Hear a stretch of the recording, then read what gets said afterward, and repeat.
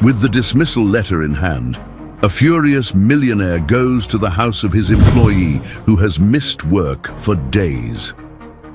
Upon forcing his way into the small apartment, he encounters a scene that leaves him speechless. A little girl, burning with fever, sitting in front of a sewing machine.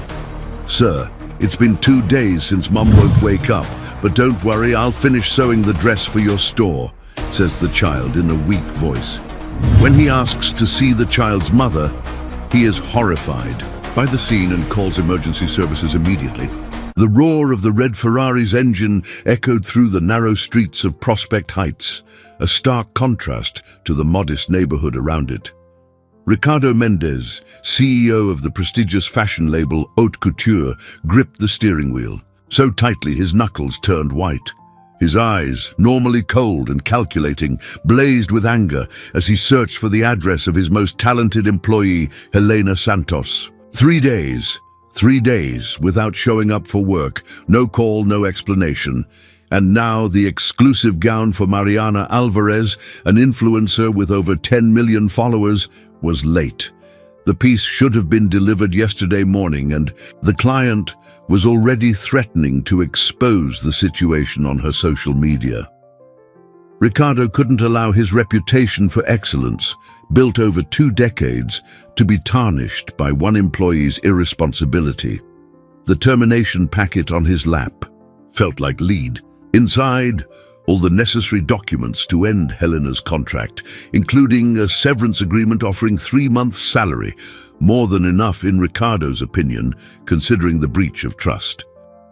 He parked abruptly in front of a small 3-story apartment building, ignoring the curious stare of an old woman sweeping the sidewalk. "Apartment 302, he muttered, double-checking the address provided by HR. He climbed the stairs quickly, his Italian leather shoes echoing on the concrete steps. The dimly lit hallway made him wrinkle his nose. How could one of his best seamstresses live in such a rundown place? He knocked on the door once, twice, 3 times. Nothing. The silence only fueled his irritation. That's when he remembered the spare key Sandra, the factory manager, had given him earlier. "Just in case of emergency, Mr. Mendez. Helena's always been so dedicated. Something serious must have happened." After a moment's hesitation, he inserted the key into the lock. The apartment was plunged into an unsettling silence, broken only by the distant hum of a sewing machine. Ricardo frowned, following the sound. What he found in the small living room left him paralyzed. A little girl, no more than 8 years old, was sitting at the professional-grade sewing machine, the same kind the company provided to its employees for at-home work. Her face was flushed with fever, and her small, trembling hands were trying to manipulate the delicate fabric of the dress that should have been delivered. "Mister," she said weakly without taking her eyes off her work, "Mommy hasn't woken up for 2 days, but don't worry, I'm going to finish sewing the dress for your store." Ricardo's world seemed to spin. The termination packet slipped from his hands, scattering papers across the floor. His gaze swept the room. Dirty dishes in the sink, medicine on the table, a crumpled overdue rent notice. On the wall, a calendar marked with overtime hours and production targets. "Where's your mother?" he asked, his voice losing all its previous firmness. "In the bedroom," the girl replied, pausing for a moment to cough. "She's really hot, like I was before. But I'm better now, just a little dizzy. I promise I'll finish. The dress today, mister. Mummy always says we can't be late with deliveries, or else—" Ricardo didn't wait for her to finish. He rushed to the bedroom and found Helena lying in bed, burning with fever, her breathing irregular and shallow. Her face, usually so serene and focused during work, was contorted in an expression of pain. With trembling hands, he grabbed his cell phone and dialed 911. While he waited, his eyes fell on the nightstand. A photo of Helena with her daughter, both smiling, and beside it, a pile of pharmacy receipts and a notebook with detailed expense entries. The words, "Can't get sick," were written and underlined several times. The sound of the sewing machine continued in the living room, a constant. reminder of a child's desperate dedication to save her mother's job. Ricardo felt something break inside him. Perhaps it was his unwavering certainty that business success justified any sacrifice, or perhaps it was simply his armor of emotional coldness, built over years of tough decisions and sacrificed relationships. The siren of the ambulance began to wail in the distance, and Ricardo realized that his life, so meticulously controlled until that moment, was about to change forever. The medical team arrived in minutes that felt like hours. Ricardo watched helpless as the paramedics examined Helena and prepared her for transport. The girl, whose name he learned was Laura, clung to the fabric of the unfinished dress as if it were a security blanket. "I need to go with Mommy," she insisted, her small hands still clutching the needle. "I have to finish the dress." Ricardo knelt beside her, ignoring the fact that his $1,000 Italian trousers were touching the dusty floor. "Laura," he said, surprised by the gentleness in his own voice. "Right now, the most important thing is to take care of you and your mum. Forget the dress." "But you're going to fire her," Laura exclaimed, tears streaming down her feverish face. "I heard her when she was on the phone with Aunt Sandra. She said she couldn't miss work, that you don't accept delays, that she needed to finish the famous lady's dress." Every word was like a stab to Ricardo's chest. Was this how his employees saw him? As a ruthless tyrant who forced them to work even when sick? He looked at Laura's small hands, calloused from watching and trying to imitate her mother's work. How many nights had this child spent watching Helena work late to meet the impossible targets he set? "Ma'am," one of the paramedics began addressing Ricardo, "we need to take the patient now. Her fever is very high and we suspect pneumonia." "She's not my—" Ricardo started to correct, then stopped when he saw Laura's frightened look. "I'm her boss. This is her daughter. The girl needs to be examined too," the paramedic said, noticing Laura's feverish state. "Who will be responsible for her?" Ricardo opened his mouth to say he'd call Child Protective Services, but the words wouldn't come. Instead, he heard himself say, "I'll take care of her." On the way to the hospital, sitting in the front of the ambulance with Laura asleep on his lap, Ricardo discovered more about his employee's life through the documents and notes he had hastily gathered from the apartment. Helena was a single mother. Her ex-husband had abandoned the family years ago, and she was practically raising Laura alone, relying only on occasional help from a neighbor. The notes in the ledger revealed a daily struggle to balance the books: overdue rent, medication for Laura, school supplies on an installment plan. And yet, amidst all the difficulties, Helena had never delivered a flawed piece, never complained about overtime, never failed to smile when given more work. In the ER, while doctors attended to mother and daughter, Ricardo made dozens of calls. He cancelled all his meetings for the day, instructed his assistant to issue a press release about the delay in delivering Mariana Alvarez's dress, and for the first time in his career admitted he had made a mistake. "Sandra," he told the factory manager, "I want a full audit of working conditions, overtime, production targets, everything, and suspend the penalty system for delays immediately." "But Mr. Mendez," she protested, the shareholders didn't see an 8-year-old girl trying to sew a couture gown because her mother was unconscious with fever," he exploded, startling a passing nurse. Lowering his voice, he continued, "Just do what I'm asking, Sandra. Things are going to change. Starting today." Hours passed and finally the doctor came to speak with him. Helena had severe pneumonia, aggravated by physical exhaustion. Laura had a bad flu, but would respond well to treatment. Both would be admitted. "Are you a relative?" the doctor asked. Ricardo looked through the ICU window where Helena was connected to several machines. He remembered all the times he had praised her for her dedication, without ever asking how she managed to maintain that level of productivity. How many other Helenas were there in his factory, sacrificing their health and their families to keep their jobs? "No," he replied. "I'm just someone who needs to fix a lot of things." That night, sitting beside Laura's bed, who had insisted he not leave, Ricardo found the old business card he used to carry. On it, his personal motto read, "Success at any cost." With a weary sigh, he tore the card into small pieces and threw them in the trash. The cost, he had finally realized, was far too high. The news that Ricardo Mendez, the ruthless CEO of Haute Couture, was personally accompanying a sick employee and her daughter at the hospital spread quickly. The next morning, his personal assistant, Beatrice, arrived at the hospital carrying a stack of documents and a worried look. "The lawyers are frantic," she informed him, handing him a coffee. "They say taking responsibility for the girl could lead to serious legal trouble, and Mariana Alvarez is threatening to make a video exposing the delay of the dress."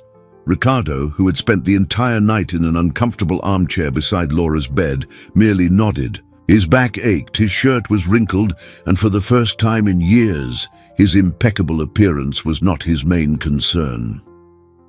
"Cancel the contract with Mariana Alvarez," he said, surprising Beatrice, "and refund the full amount for the dress, with a 30% bonus for the inconvenience. But sir, she's one of our top influencers. Her reach means nothing compared to a child's life," Ricardo interrupted, watching Laura sleep. During the night, she had told him how she learned to sew, sitting on the apartment floor, watching her mother work late. "Tell the lawyers I'm not abandoning this girl in a shelter while her mother's in the ICU." Beatrice hesitated, biting her lip. "There's one more thing. The board has called an emergency meeting for this afternoon. They're questioning your emotional stability to lead the company." Ricardo laughed humorlessly. "My emotional stability? Maybe they should question our moral stability as a company. Did you know our seamstresses work sick because they're afraid of losing their jobs, that their daughters grow up watching their mothers work themselves to death?" Before Beatrice could reply, Laura woke up coughing. Ricardo immediately stood up to help her drink some water, surprised by the naturalness of the gesture. In less than 24 hours, this child had demolished decades of walls he had built around his heart. "Uncle Ricardo," she called hoarsely, "can I see Mommy today?" "Not yet, sweetie. The doctors are taking care of her so she can get well soon." He adjusted her blanket. "But you know what we can do? Tell her later how brave you were." "I'm not brave," Laura murmured, tears welling in her eyes. "I couldn't finish the dress. Mommy's going to lose her job, and we'll have to move again." Ricardo sat on the edge of the bed, ignoring Beatrice's astonished look at seeing him show such care. "Laura, listen carefully. Your mom isn't going to lose her job. In fact, when she gets better, I'm giving her a promotion." The girl's eyes widened. "Really? Even without finishing the famous lady's dress?" "Really. And you know why? Because your mom is much more valuable than any dress." He paused, choosing his words. "And you taught me that." Beatrice discreetly wiped away a tear while organizing the documents she had brought. "Mr. Mendez, I need your guidance on the board meeting." "Tell them I'll be there," he replied, without taking his eyes off Laura, who had fallen back asleep. "But first, I need you to do a few things. Contact Human Resources and request a complete survey of all our employees who are single mothers. I want to know their working conditions, salaries, overtime hours." "Yes, sir. Anything else?" Ricardo stood up, feeling every sore muscle protest. "Yes. Call our team of architects. I want to plan to build a daycare center within the factory and find the best labor attorney in the city. We're going to review all our contracts." "But sir, these changes will cost millions. The shareholders will have to understand that the real cost is in continuing to ignore the humanity of our employees." He looked at his reflection in the hospital window, the wrinkled suit, the stubble, the tired but determined eyes. "You know, Beatrice, I spent 20 years building a luxury brand, forgetting that true luxury is being able to care for those we love. Just then, a nurse rushed into the room. "Mr. Mendez, it's about the girl's mother. There's been a complication." Ricardo's heart pounded as he followed the nurse down the white ICU corridors. Through the glass, he could see the medical team around Helena's bed, moving urgently. One of the machines emitted a sharp, insistent beep. "Her fever spiked in the last few hours," explained the attending physician, Dr. Evans, as soon as she saw him. "And we found something concerning in her blood work and chest X-ray. Mr. Mendez, do you know what kind of chemicals are used in treating the fabrics at your factory?" The question hit Ricardo like a punch to the gut. Of course he knew. It was his competitive edge, imported textiles, treated with special products that guaranteed a perfect drape and exceptional durability. Products that, he had always known, weren't exactly safe. But the employees wore masks, didn't they? The fabrics. They're treated with a proprietary mix of fixatives and preservatives, he admitted, his voice trembling. "That's why we require the use of masks during handling." Dr. Evans frowned. "Mr. Mendez, we found alarming levels of toxins in your employees' system. The simple industrial-grade masks used in such environments aren't sufficient for this level of exposure. Helena has likely been breathing these substances for years, especially if she often worked from home without adequate ventilation." Ricardo staggered, needing to lean against the wall. He remembered the small apartment, the window that barely opened, the sewing machine set up in the tightest corner of the room. Helena probably sewed for hours on end in that enclosed space, breathing in the chemicals he insisted on using to maintain his profit margins. Will she be okay?" was all he could manage to ask. "We're doing our best, but I have to be honest, her condition is serious. The years of exposure have caused significant damage to her respiratory system. Even if she recovers from this crisis, she may have permanent sequelae." Ricardo returned to Laura's room like a man carrying the weight of the world on his shoulders. The girl was still asleep, and he was grateful for that. How could he explain to her that his obsession with perfection and profit had literally poisoned her mother? Beatrice, waiting for him in the hallway, immediately sensed something was wrong. "Sir? What happened?" "Call the purchasing department," he ordered, his voice choked. "Cancel all orders for those special fabrics immediately. All of them. And contact that environmental consulting firm that approached us last year, the one we wanted for green certification. The one you said was too expensive." "Exactly. Schedule a meeting for today. And one more thing." He ran a hand through his hair, a gesture of nervousness he never allowed others to see. "I need you to find the best pulmonary specialist in the country. Money is no object."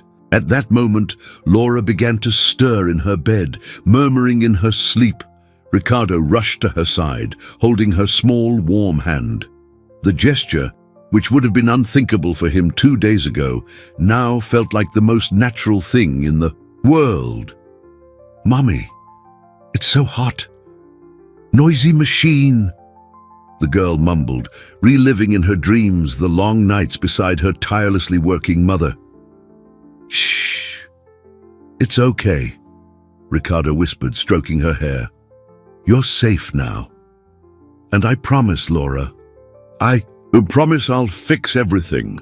Beatrice watched the scene with tears in her eyes. In 15 years as Ricardo's assistant, she had never seen him display such humanity. "The board meeting," she reminded him softly. "It's in 2 hours." Ricardo nodded without letting go of Laura's hand. "I'll need you here with her while I'm at the meeting, and I also need you to prepare some numbers for me.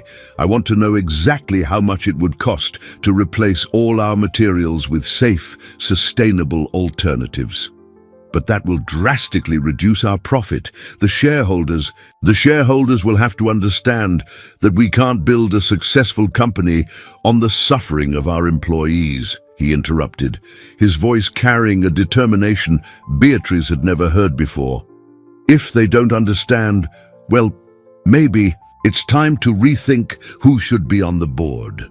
As he watched Laura sleep, Ricardo made a silent vow. No matter the cost, no matter how many millions he would have to invest or how many shareholders he would have to confront, he would transform his company into a place where no other mother would have to choose between health and work, where no other child would have to grow up watching her mother slowly wither away because of toxic products. The haute couture building gleamed against the afternoon sky, its glass walls reflecting the setting sun. Ricardo entered through the back door, avoiding the curious glances of employees. His wrinkled suit and stubble were a stark contrast to the luxurious environment he himself had created. In the elevator, he caught himself observing his distorted reflection in the polished metal. For 2 decades, his image had been his armor: impeccable suits, perfectly styled hair, a controlled expression. Now, for the first time, he wondered if all that perfection hadn't just been a mask to hide his own emptiness. The boardroom was packed when he entered. The board members, all in their expensive suits and grave expressions, fell silent immediately. At the head of the table, Giorgio Valentini, his partner and friend of 20 years, stared at him with a mixture of concern and disapproval. "Ricardo," Giorgio began, his voice tinged with an Italian accent, "sit down. We need to discuss your current situation." Ricardo remained standing, his hands resting on the mahogany table. "Before we begin, I have something to show you." He signaled to Beatrice, who had arrived minutes earlier, and she distributed folders to those present. "What's this?" asked one of the shareholders, leafing through the documents. "This," Ricardo replied, his voice firm, "is the true cost of our success. These are medical reports, chemical analyses of our imported fabrics, studies on the effects of prolonged exposure to the products we use. And this..." He projected a photo of Helena in the ICU onto the screen. "This is one of our best employees, fighting for her life, because we decided that a few extra percentage points of profit were worth more than her health." A murmur of discomfort rippled through the room. Giorgio stood up, agitated. "Ricardo, you're being emotional. Our practices are within industry standards. All the major brands are wrong." Ricardo slammed his hand on the table, making the coffee cups tremble. "I was in her apartment, Giorgio. I saw her 8-year-old daughter trying to finish a dress because her mother was unconscious with fever. A child breathing those toxic fumes, determined to save her. Mother's job, because she knew that we would show no mercy." "This is regrettable," interjected a female shareholder, adjusting her gold-rimmed glasses, "but we cannot base business decisions on isolated cases. The numbers from last quarter..." Isolated cases. Ricardo projected more images onto the screen. "Beatrice spent all night gathering data. We have 53 seamstresses who are single mothers, 37 reported respiratory problems last year, 22 work from home in inadequately ventilated environments because they can't afford better spaces with the wages we pay." The ensuing silence was heavy. Ricardo continued, his voice softer now. "We built this company promising luxury and exclusivity. But what kind of luxury is sustained by the suffering of mothers and children? What kind of exclusivity excludes the very humanity of our employees?" Giorgio approached him, placing a hand on his shoulder. "Ricardo, my friend, I understand your concern, but the changes you propose would cost millions. The shareholders won't accept.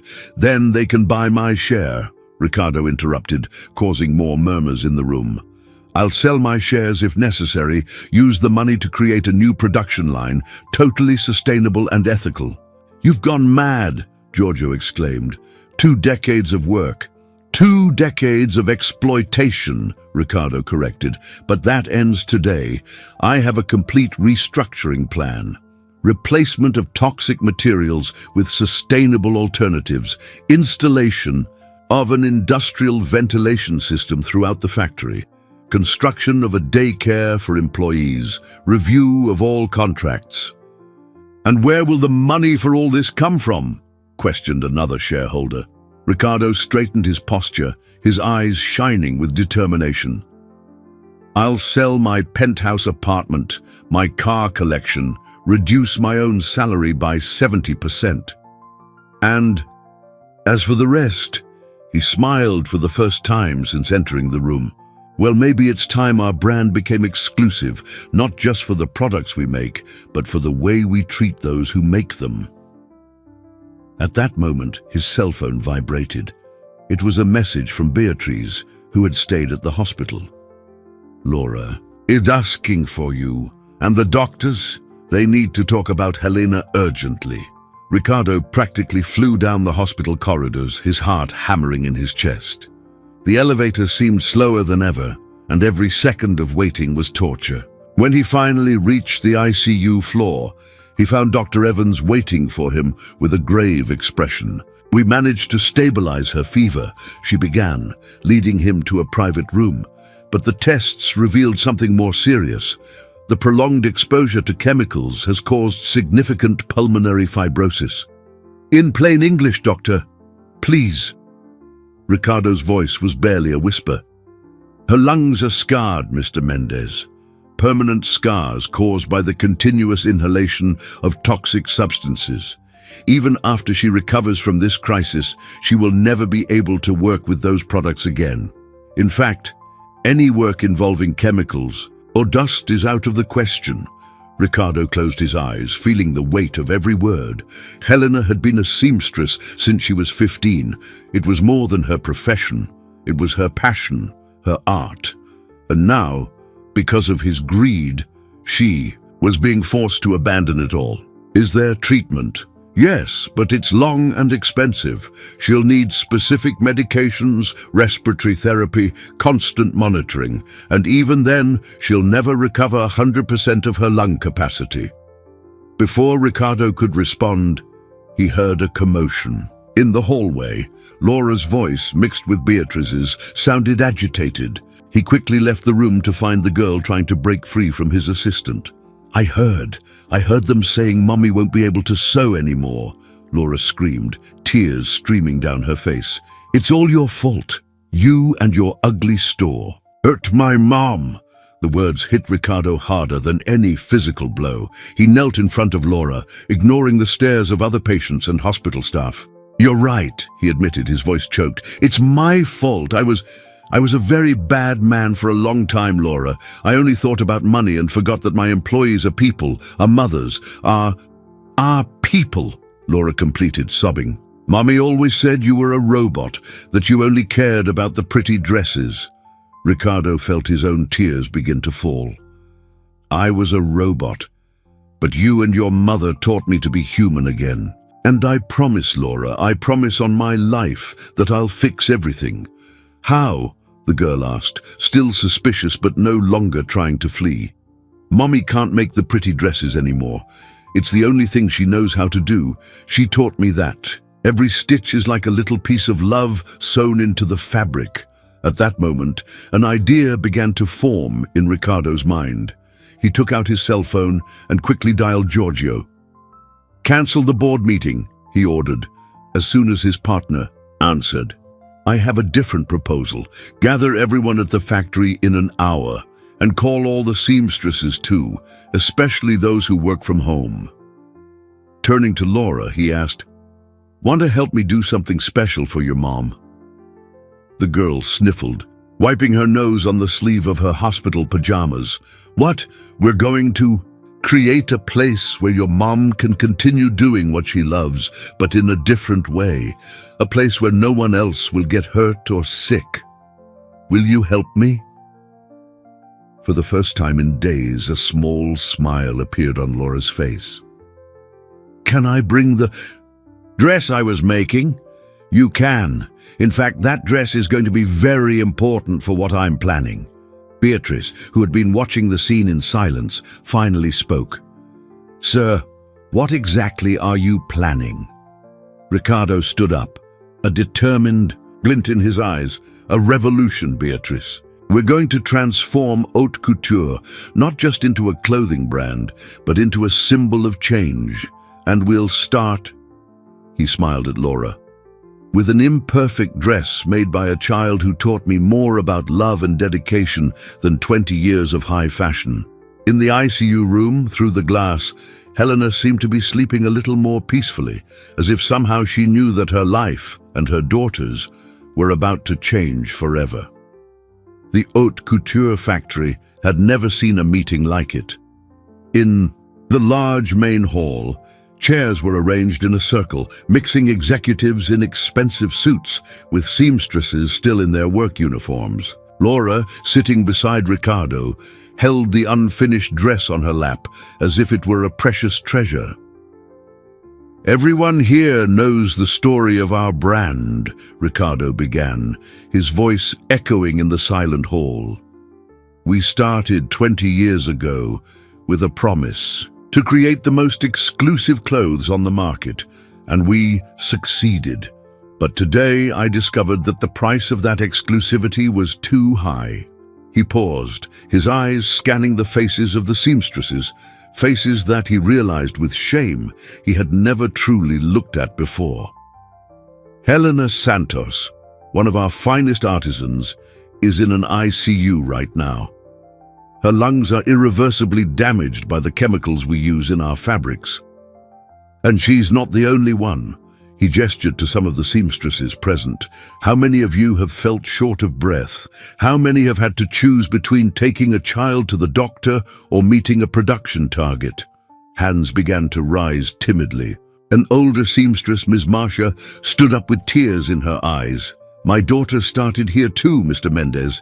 She had to stop when her bronchitis got worse. Today, she sells cosmetics door to door. Other stories began to emerge, years of silence and fear being broken by an avalanche of testimonies. Ricardo listened to every word, feeling the weight of his negligence increase with each account. Enough, he finally said, his voice firm but gentle.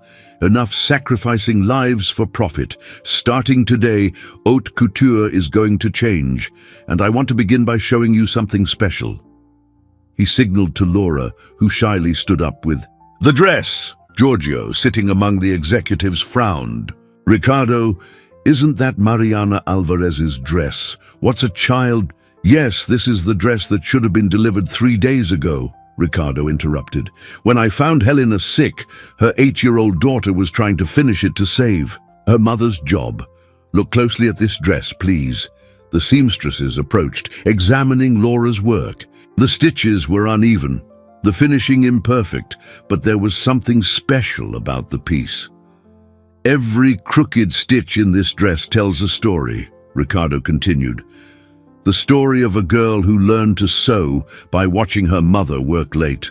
The story of a love so great, it made her face a sewing machine even when she was sick. This isn't just an imperfect dress. It's a manifesto. He stood up, walking to the center of the circle. Starting today, we're launching a new line, Stitches from the Heart. Each piece will be unique, not because it's perfect, but because it will tell the story of the person who made it. We'll use only sustainable materials, natural dyes. Our labels will bear the name of the seamstress who made the piece, her story, her art.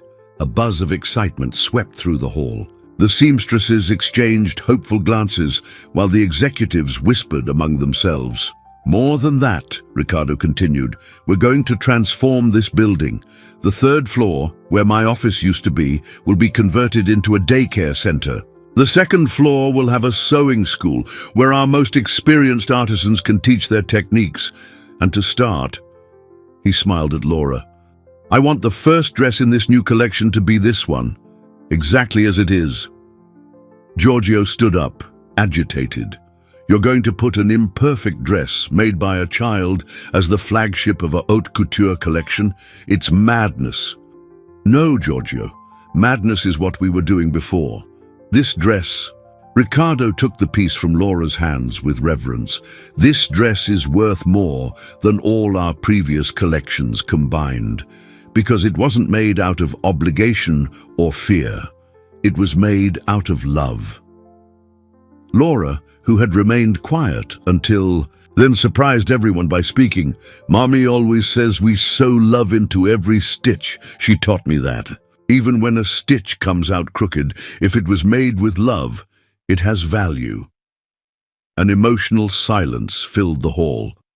Ricardo noticed several seamstresses discreetly wiping away tears. Even some of the executives seemed touched. "So," he concluded, "who's with me on this change?" Hands began to rise, one after another, until practically everyone in the hall was in agreement. A new era was beginning at haute couture, and its symbol would be an imperfect dress sewn by a child who taught a millionaire the true meaning of value. The news of haute couture's transformation spread rapidly through the media. Millionaire revolutionizes fashion industry after discovering sick child sewing was the headline of the day. Some outlets painted Ricardo as a hero seeking redemption. Others questioned if it wasn't just a marketing ploy, but none of that mattered to him. That morning, as he walked through the hospital corridors with a smile on his face, Helena had woken up. "Good morning," he said softly, entering the ICU room after receiving medical clearance. "Someone here is anxious to see you." Laura, who was holding his hand, let go and ran to her mother's bed. Helena, still pale and connected to a few machines, managed a weak smile upon seeing her daughter. Her voice was just a hoarse whisper. "My love, I'm sorry I scared you." "Mommy," Laura began to cry, hugging her mother carefully. "I tried to finish the dress, but it didn't turn out as pretty as yours." Helena looked at Ricardo, who remained discreetly at the entrance of the room. Her eyes revealed a mixture of fear and confusion. "Mr. Mendez, I apologize for the delay in delivery. As soon as I get better—" "No," Ricardo interrupted her gently, approaching the bed. "I'm the one who needs to apologize, Helena. For all these years, I didn't want to see, how much I was harming you all." He sat in the chair beside the bed, choosing his words carefully. "Helena, you're not going back to that role. Not because you're fired, but because I have other plans. Plans that in fact were inspired by your daughter." Laura, still nestled in her mother's arms, lifted her head curiously. Helena frowned, confused. "I don't understand." Ricardo then told her everything. The dress Laura tried to finish, the discovery of the working conditions, the meeting at the factory, the new plans for the company. With each revelation, Helena's eyes filled more with tears. "But what about my job? I can't sew anymore. The doctor said my lungs—" "You're going to be our new director of training," Ricardo announced, surprising both mother and daughter. "We're creating a sewing school within the factory. I want you to teach, share your experience. Your talent is too precious to be lost." Helena covered her mouth with her hands, crying openly now. Laura jumped with joy beside the bed. "See, Mommy? Now you're going to be a teacher, just like you taught me to sew." At that moment, Beatrice entered the room, carrying a folder.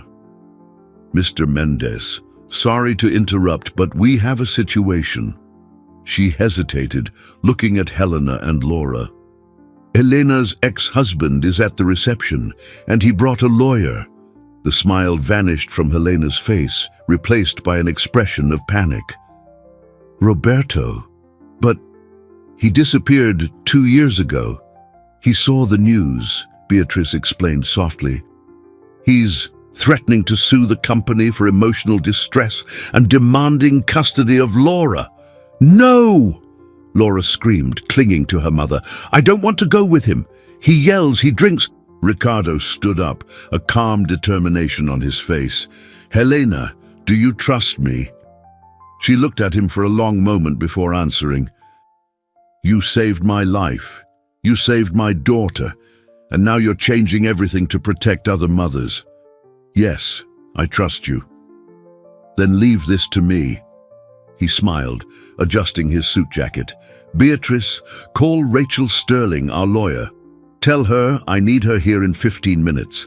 And also bring all of Helena's medical files, especially the tests showing the damage caused by the chemicals. What are you going to do? Laura asked, still clinging to her mother. Ricardo knelt beside the bed, bringing himself to the girl's eye level. I'm going to do what I should have done a long time ago, protect my family. The words came out naturally, surprising even himself. But it was true. At some point during those intense days, Helena and Laura had become more than employees or a case of conscience. They were his family, and he would protect this family with all his strength. Beatrice, he called, already leaving the room, prepare the documents for the company's new project as well. We're going to show Mr. Roberto exactly what he's trying to destroy. As he walked towards the reception, Ricardo felt a different kind of strength within him. It was no longer the cold strength of business, but something deeper, more human. It was the strength that came from finally doing the right thing. Roberto Silva was not what Ricardo expected. Tall and well-dressed, he seemed to have made an effort to appear respectable, but his red, restless eyes betrayed sleepless nights. Beside him, a lawyer in a cheap suit clutched a battered briefcase. Mr. Mendez, the lawyer. Mr. Peterson began as Ricardo approached. I'm representing Mr. Silva. My client wishes to discuss the situation of his daughter and ex-wife. Ricardo remained calm, observing how Roberto couldn't stop fidgeting with his poorly adjusted tie. Of course, but let's wait for my lawyer to arrive. She's on her way. We don't need a lawyer! Roberto suddenly exploded, his facade of composure crumbling. That's my daughter, and Helena. Helena is sick because of you. Years working with those products, and you... Mr. Silva, Ricardo interrupted him gently. Why don't we sit down?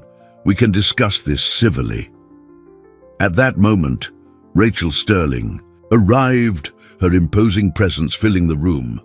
Beatrice followed her, carrying a stack of documents. Everyone settled into a private meeting room. Ricardo noticed how Roberto's hands trembled slightly, clear signs of withdrawal he recognized from his years working in fashion and with celebrities. My client, Mr. Peterson began, demands immediate custody of his daughter Laura as well, as substantial compensation for the damages caused to Ms. Helena Santos's health. Interesting, Rachel Sterling replied, her tone professional but sharp. And where was your client for the past 2 years?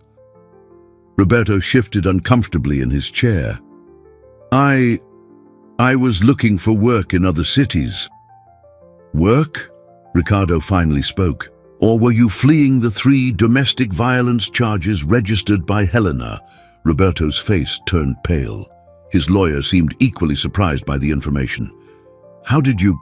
I have resources, Mr. Silva, and unlike you, I use them to protect Helena and Laura, not to try and exploit them. Rachel Sterling opened a folder. We have the police reports here, medical reports of the assaults, and... She paused dramatically. A recent toxicology report from a rehab clinic you attended 3 weeks ago. You abandoned treatment on the 2nd day, didn't you? Roberto stood up abruptly, knocking over his chair. You have no right. This is an invasion of privacy. No, Mr. Silva, Ricardo replied calmly. This is protection, something you should have offered your family, but repeatedly failed to do. Beatrice distributed more documents, blueprints of the new factory, daycare designs, updated contracts with expanded benefits. What is this? Mr. Peterson asked, leafing through the papers. The future, Ricardo answered. We are transforming the company.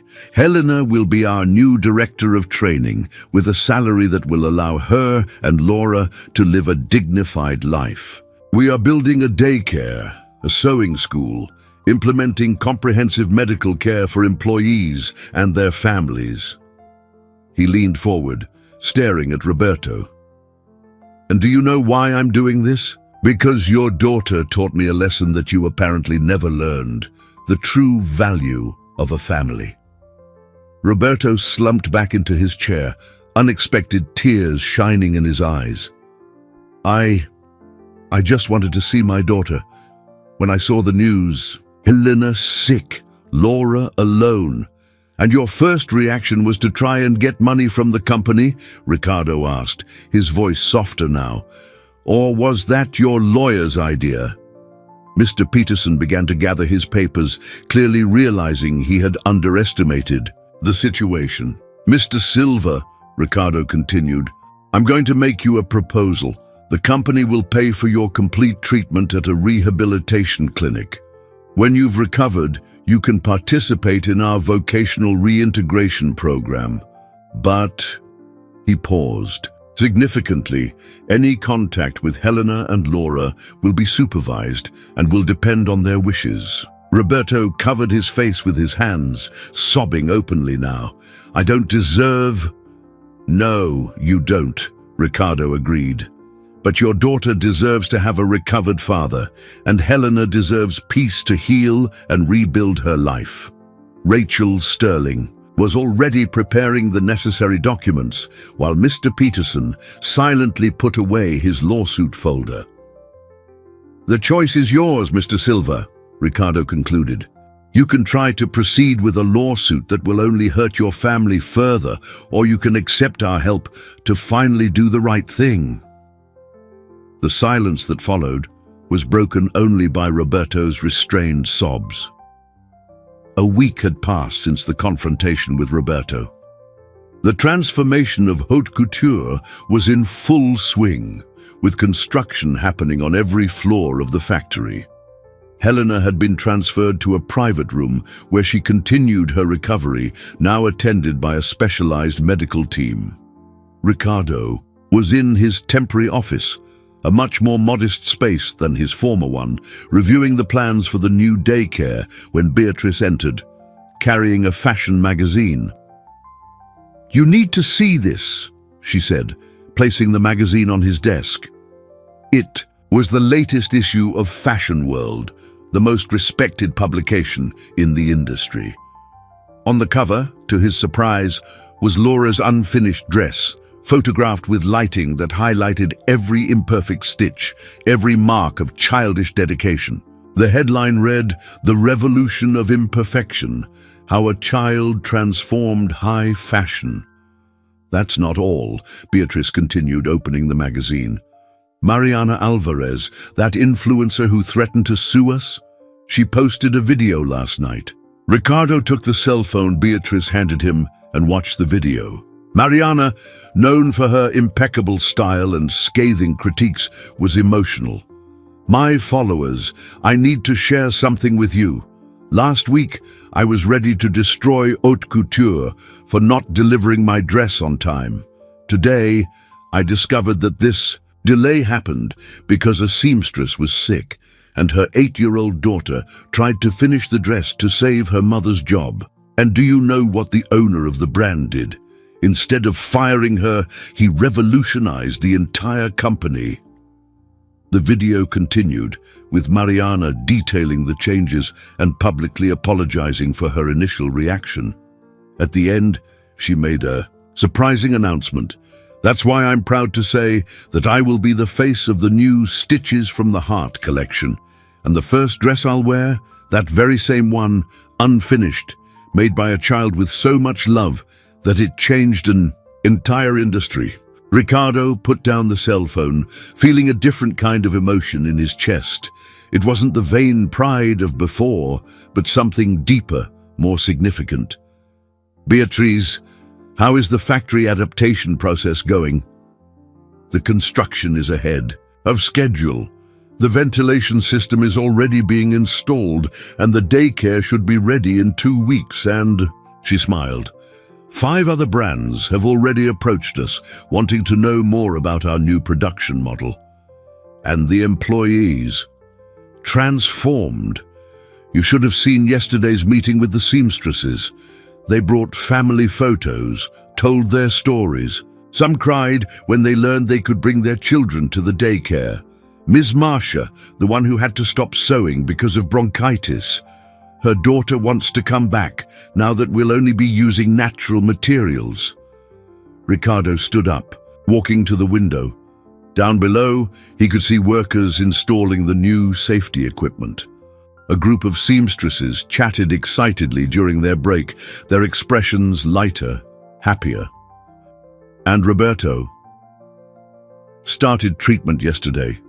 The clinic says he's committed this time. He asked for this letter to be delivered to Helena. Beatrice placed an envelope on the table. Our psychology team has already reviewed it. There's nothing disturbing. It's basically an apology. Ricardo nodded. Deliver it to Helena. Let her decide if she wants to read it or not. Just then, his cell phone rang. It was Laura.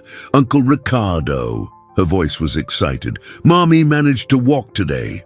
Just a little, with help, but she walked. That's wonderful, sweetie. I'm heading over there right now. Bring that pretty folder. The doctor said Mommy can already start making the designs for the sewing school. Ricardo smiled, picking up the project folder he had specially prepared for Helena. Inside, besides the official papers, were dozens of drawings Laura had made, illustrating how she imagined the new school. Of course I'll bring it. And you know what? I think it's time we showed your mom how the dress you made became a magazine. Cover! Laura's shriek of joy was so loud that Beatrice, on the other side of the room, couldn't help but smile. As he headed down to the parking lot, Ricardo realized he no longer missed his old, luxurious office, nor his imported cars. True wealth, he had finally understood, lay in the smiles of the seamstresses, in Helena's renewed hope, in Laura's pure joy. Haute couture was no longer just a luxury brand.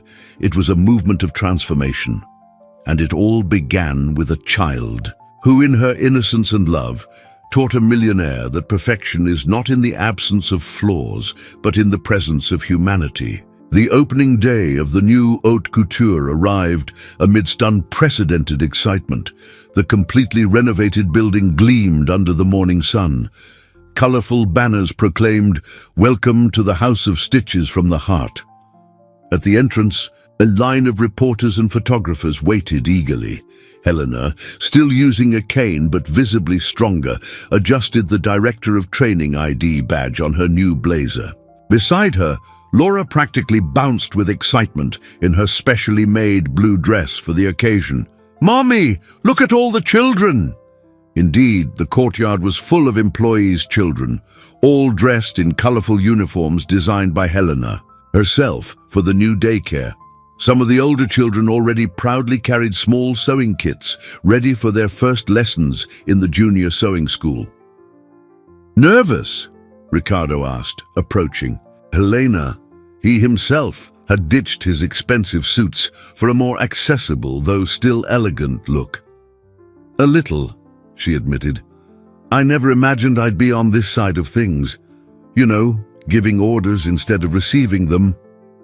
"You're not going to give orders," Ricardo corrected gently. "You're going to share knowledge, inspire, transform lives, just like you and Laura transformed mine." Before Helena could reply, Beatrice appeared, flustered as always. "It's time. The journalists are waiting. The employees are in position and—" She lowered her voice. "Roberto is here." Helena visibly tensed, but Laura surprised everyone by saying, "It's okay, Mommy. The therapist said he's really getting better. And besides," she held Ricardo's hand, "we have a bigger family to protect us now." Ricardo felt his heart tighten at those simple but profound words. 3 months had passed since that fateful morning when he had stormed into Helena's apartment. And now here he was, completely transformed by the love of a child and the courage of a mother. The opening ceremony began with a tour of the new facilities. The journalists were impressed by the state-of-the-art ventilation system, the modern and welcoming daycare, the classrooms equipped with sewing machines adapted for learners of all ages. "And this," Ricardo announced, stopping before a special wall, "is our wall of stories. The wall was covered with photographs and short texts. Every seamstress in the company had her space there, with her story, her inspirations, her struggles and achievements. In the center, prominently displayed, was a photograph of Laura sitting at the sewing machine, concentrating on her work on the unfinished dress.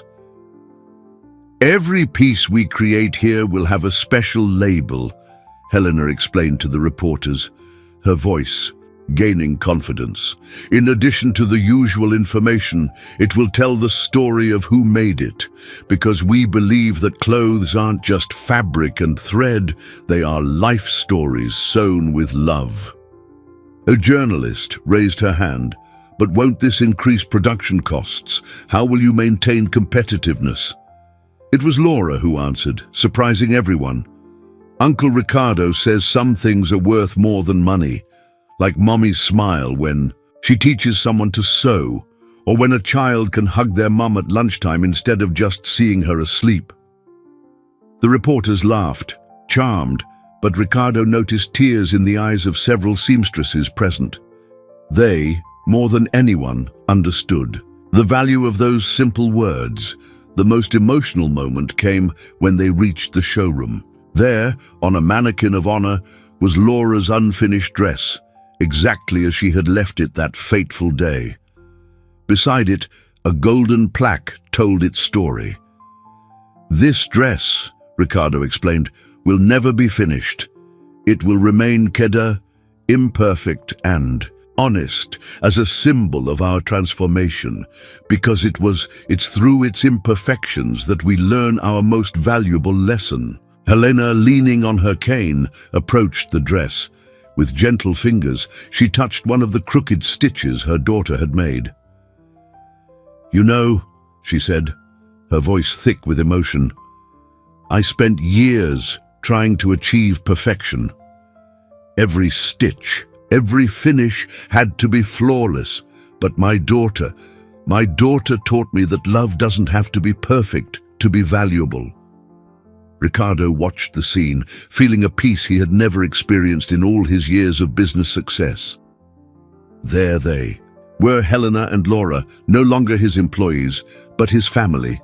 A family that had taught him that sometimes you need to leave something unfinished to start something new and better. The haute couture gala night promised to be a historic event.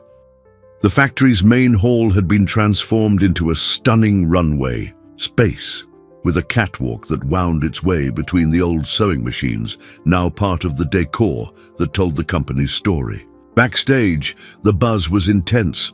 Unlike traditional fashion shows where only professional models participated, this one would be special. Each seamstress would have her moment to shine, walking the runway alongside the pieces she had created. Helena, elegant in an emerald green dress designed by her own students, adjusted the final details of Laura's outfit. "Are you nervous, Mommy?" Laura asked, twirling in her sky blue dress, a miniature version of the sewing school teacher's uniform. "A little," Helena admitted, adjusting the bow in her daughter's hair for the 10th time. "I never imagined I'd be on this side of a fashion show." "Everything will be fine," Laura smiled, hugging her mother carefully so as not to wrinkle their clothes. "Uncle Ricardo said today is about celebrating people, not clothes." On the other side of the improvised dressing room, Ricardo watched the scene with a smile. He himself felt a nervousness different from any other show he had ever organized. This wasn't just a fashion event, it was the official presentation of a new philosophy of work, of life. "Mr. Mendez," Beatrice approached, consulting her clipboard. "The guests are arriving and, well, there's a surprise." "What kind of surprise?" "Roberto is here, with his therapist from the rehab clinic. He brought something for Laura." Ricardo frowned, concerned, but before he could respond, Laura herself appeared at his side. "I heard. Can I see what he brought?" Helena, who had approached, looked apprehensive. "I don't know if that's a good idea, sweetie." "Please." "Mommy?" Dr. Miller said it's part of his recovery to try and fix the things he did wrong. And besides, she held Ricardo's hand. Uncle Ricardo will be with me, won't he?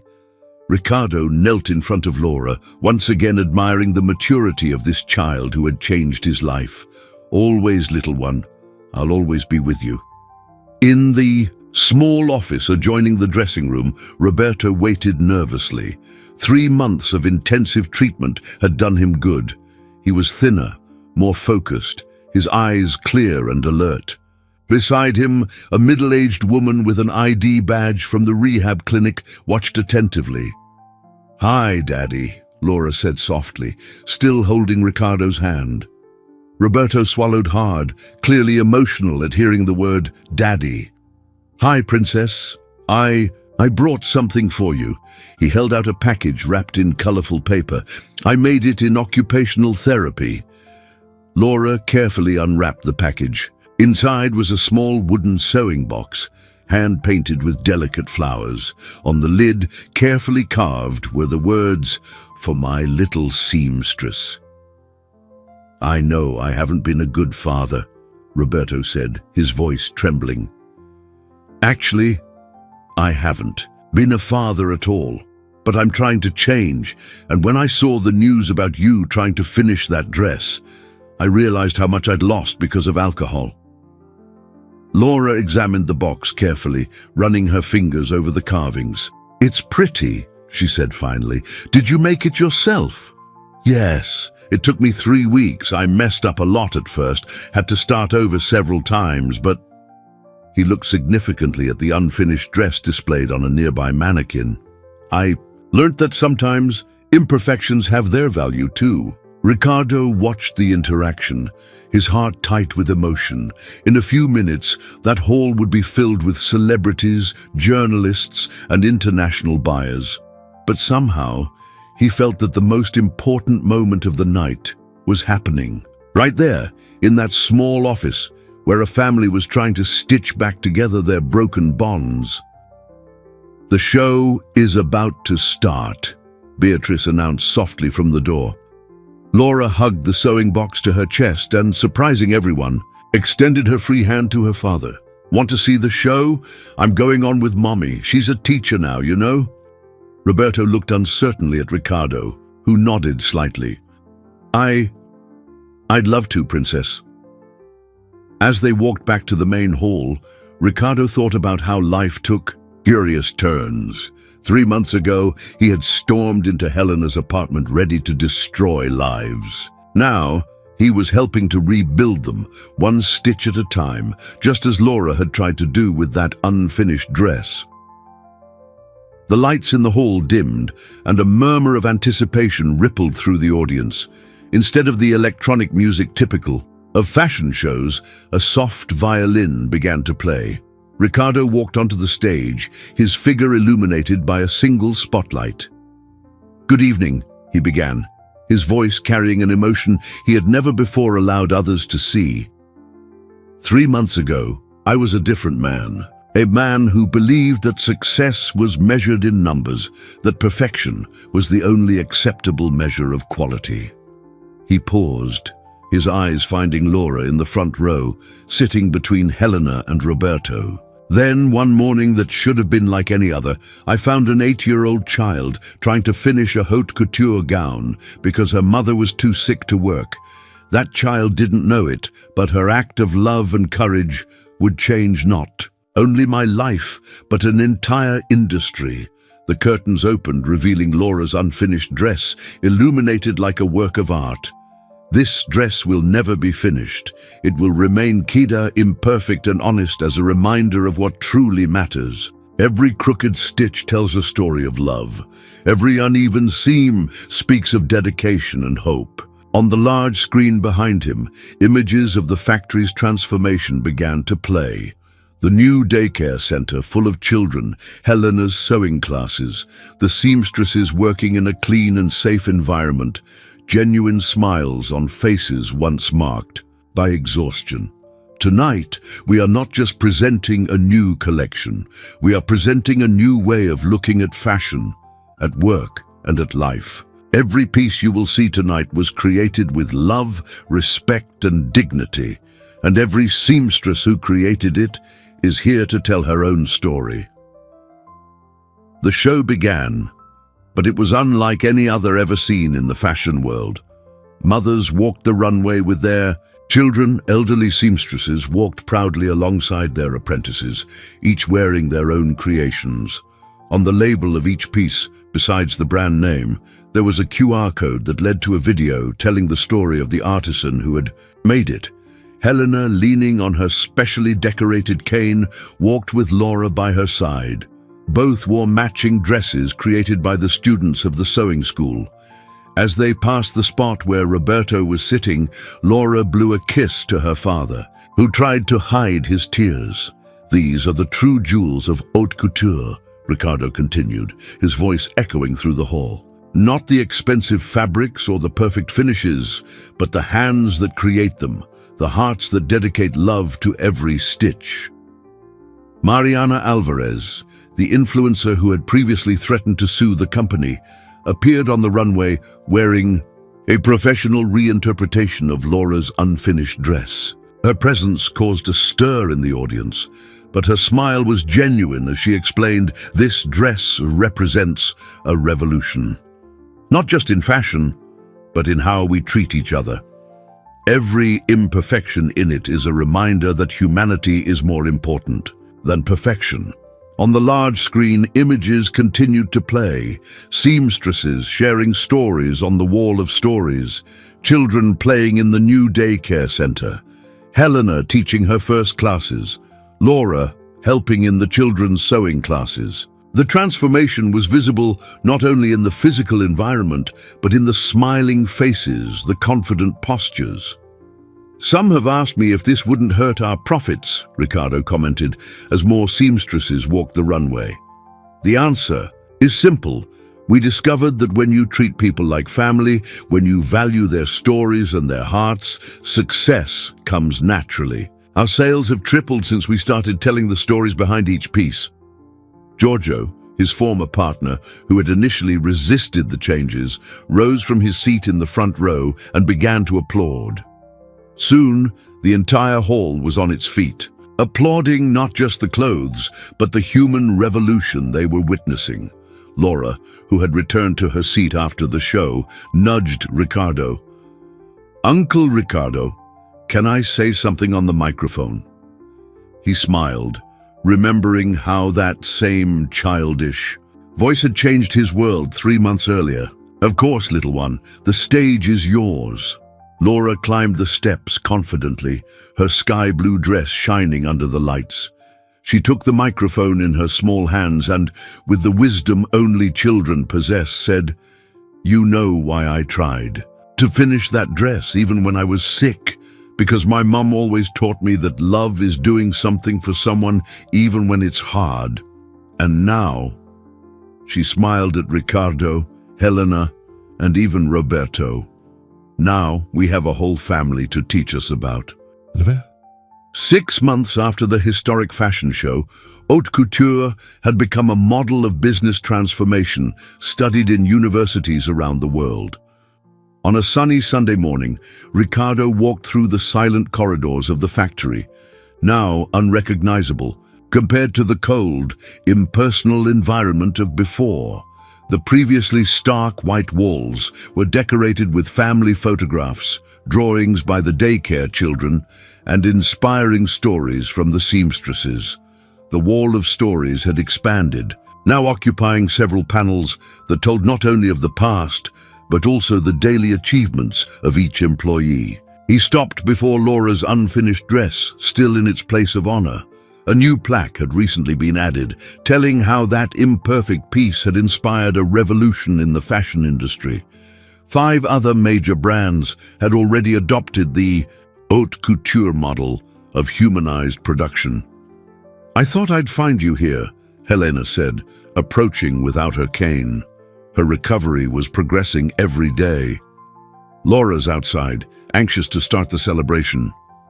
Ricardo smiled. It was the graduation day of the first class from the sewing school, and Laura had insisted on organizing a small surprise party. "How is she?" "Excited. She spent all morning helping set up the courtyard with the other children. And Roberto..." Helena paused, still getting used to speaking of her ex-husband without bitterness. "He came early to help with the decorations. He's really changed." Indeed, after 6 months of intensive treatment and therapy, Roberto had become a constant and positive presence in Laura's life. He now worked in the factory's maintenance department, repairing sewing machines and building furniture for the daycare center. "You know," Helena continued, distractedly adjusting a photograph on the wall, "sometimes I find myself wondering how a single morning changed so many lives. If you hadn't come to my apartment that day..." "If I hadn't come, I never would have learned what truly matters," Ricardo completed softly. "I still cringe when I remember I came with a termination packet." "And you ended up gaining a family," Helena smiled. They walked together to the courtyard, where a charming scene awaited them. Colorful tables had been arranged in a circle, decorated with flowers and small sewing projects made by the students. In the center, a cake decorated with miniature sewing. Machines and spools of thread awaited the special moment. Laura, seeing them, ran in their direction. Her new dress, made by herself in the junior sewing school classes, had some crooked stitches and a not quite perfect finish. But her eyes shone with pride. "Uncle Ricardo, look, I made it myself." "Well, the teacher helped a little, but only a tiny bit." Ricardo knelt to admire the work, lovingly noting every small imperfection that told the story of Laura's learning journey. "It's beautiful," he said sincerely. "You know why? Because your heart is in every stitch." The celebration was simple, but profoundly significant. Each graduate of the first sewing school class received not only her diploma, but also a new sewing machine and the promise of a dignified job. Many were women who, like Helena, had faced difficulties raising their children alone. When it was time for speeches, Laura surprised everyone by asking to speak. She climbed onto the small improvised stage, adjusted her handmade dress, and with the touching simplicity of children said, "Did you know this dress I'm wearing has some crooked stitches? I used to get sad when I made a mistake sewing, but Uncle Ricardo taught me that sometimes we need to make mistakes to learn something new. And Mommy taught me that love doesn't have to be perfect to be beautiful." There were emotional smiles in the audience. Roberto, sitting beside his therapist, who had come especially for the event, discreetly wiped his eyes. "Now our factory is like a patchwork quilt," Laura continued, using a metaphor she had undoubtedly learned in her sewing classes. "Each person is a different patch, with their own color and their own design. And when we put all these patches together with love, it becomes something much more beautiful than if it were all the same and perfect." Ricardo felt his heart expand with pride and love. He looked around, at the families gathered, at the children, playing without fear, at the seamstresses who were now respected artists of their own stories, and knew he had found his true calling. It wasn't to be a successful businessman, nor the owner of a famous brand. It was to be part of this imperfect and wonderful patchwork quilt, where every crooked stitch told a story of love. Every uneven seam spoke of resilience, and every unfinished piece reminded them that sometimes you need to stop and start over to find the true meaning of family.